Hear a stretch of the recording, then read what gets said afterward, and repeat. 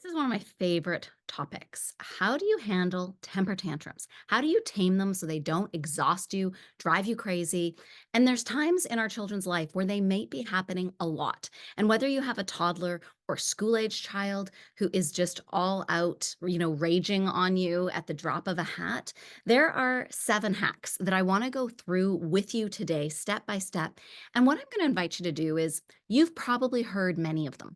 You've probably done many of them, but sometimes it's the way in which you layer them, or it's the way in which you tinker with just one, just to make sure that, sometimes you're doing a puzzle and that piece, it looks like it goes. You're sure it goes, and you keep kind of trying to get it in there. And then you realize, oh, it's so similar to this other one.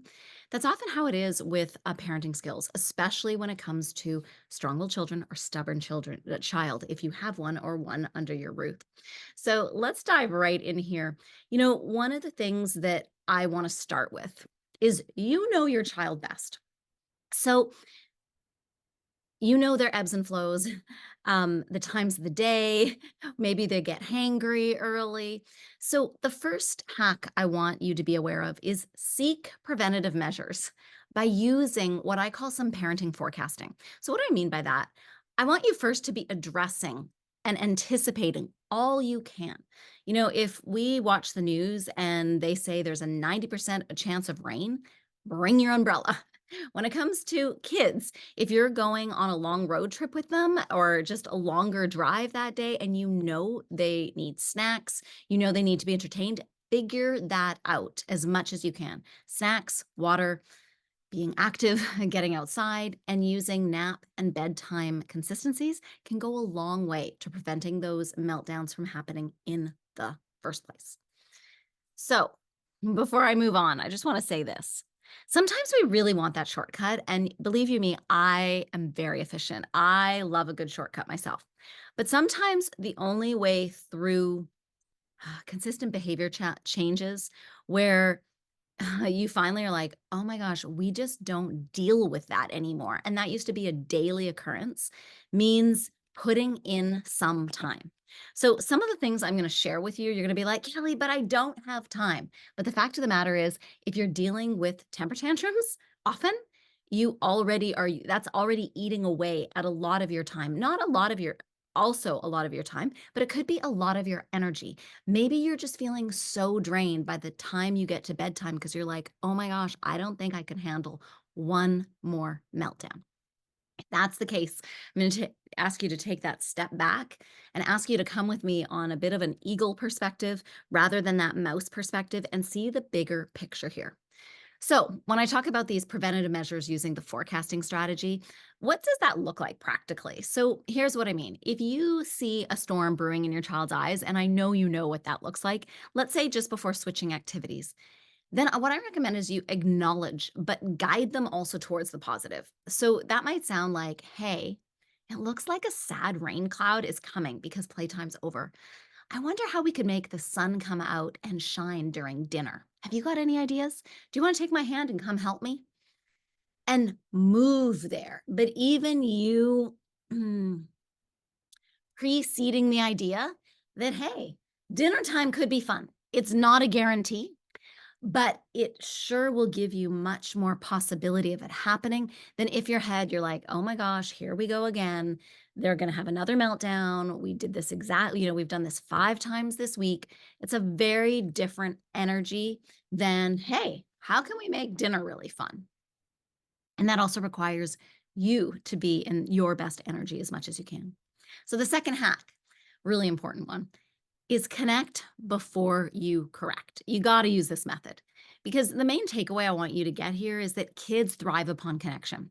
So make certain you connect before you launch into those corrective measures that I know you likely do because I do them too. This requires we honor and acknowledge their feelings before moving on.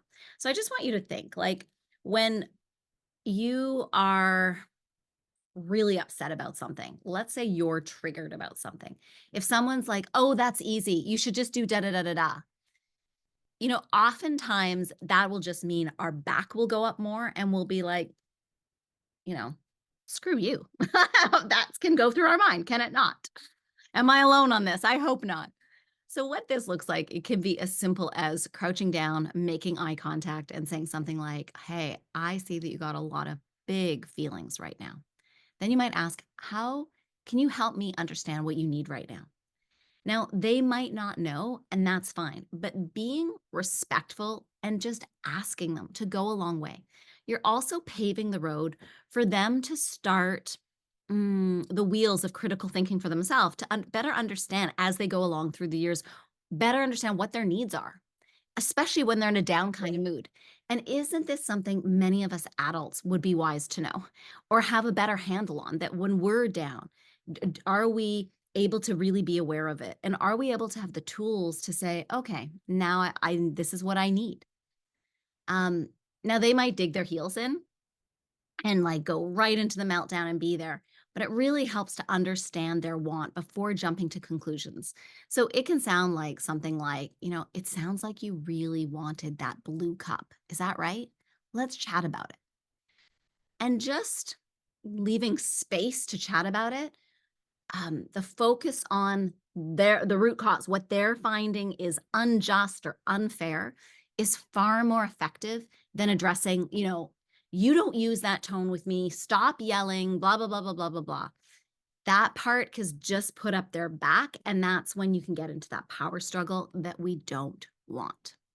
Speaking of power struggle, the third temper tantrum hack I want to talk about is power up the possibilities. So oftentimes we get I think they're called blinkers. I've been corrected on this before. Not blinders, even though I feel like it's kind of blinders. But a horse, for the focus to go the right way. Oftentimes we just have that where we're like, this is the only way to handle it. Being able to open up and see other ideas is really key to turning those dramatic challenges around in a cooperative way. So this can be like taking the challenge and seeing it as a cooperative puzzle that you jointly solve. Excuse me. Thank you. Frog in my throat. So after the storm settles and they're in a peaceful state, and by the way, this might take you waiting until the following day to talk to them about it. Invite them to join you on your puzzle solving team. You might ask them something like, "Hey, I was wondering, how could we make bedtime smoother tonight? Now, I've got a few ideas, but I'm wondering, do you have any fun ideas of your own? I'd love to hear them." By inviting their opinion, you are helping to encourage cooperation instead of rebellion. And isn't that what we want more of? The fourth hack when it comes to temper tantrums is go with simple choices, not chances. So, okay, three more chances, two more chances. It only actually teaches them not to listen to you the first time. That's all it does. And oftentimes, then when you get to no more chances, what do you do then? Like you're parenting with your pants down, like you don't have any leg to stand on. So, the main takeaway here is I'd recommend just ditch those chances as often they just delay the inevitable, which is noncompliance, not listening, or just all out refusing. So instead, offer a simple this or that choice to give them a sense of control. Because oftentimes, when they are melting down, they feel that it's not fair, they don't have enough control or power. But doing a simple this or that choice means that you also won't overwhelm them. So here's what it can look like. In the midst of a shoe wearing standoff, instead of commanding, you put your shoes on right now.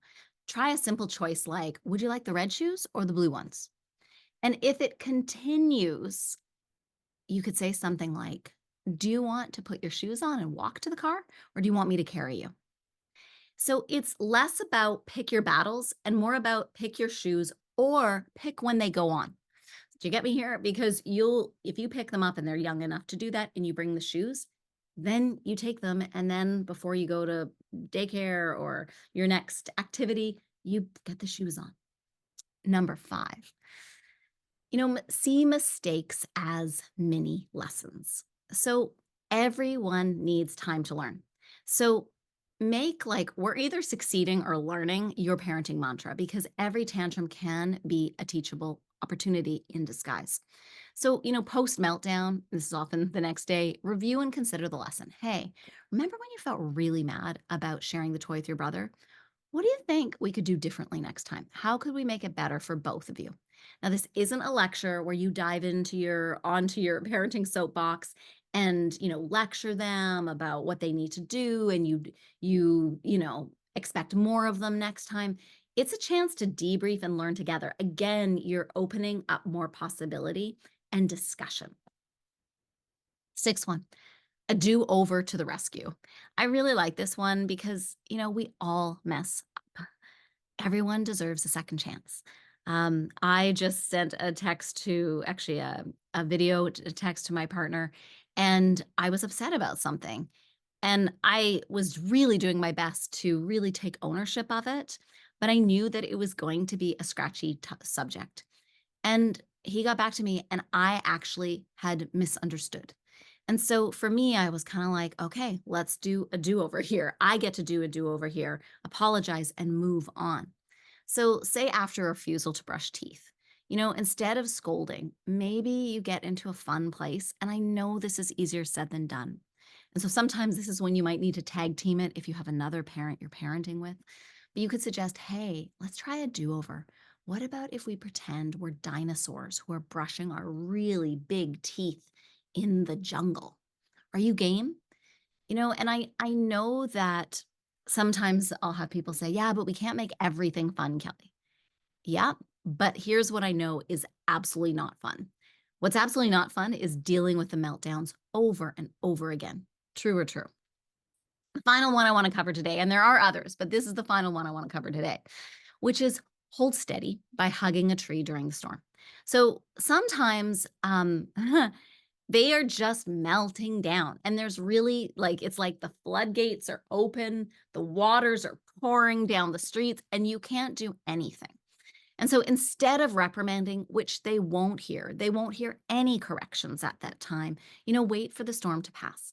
And again, this gets easier said than done and often requires a lesson in parenting humility, especially if it's in a public place. But this could be like, let's say there's a meltdown you're having, say, in aisle 8 of Costco. Say, "Hey, I can see you're really angry right now.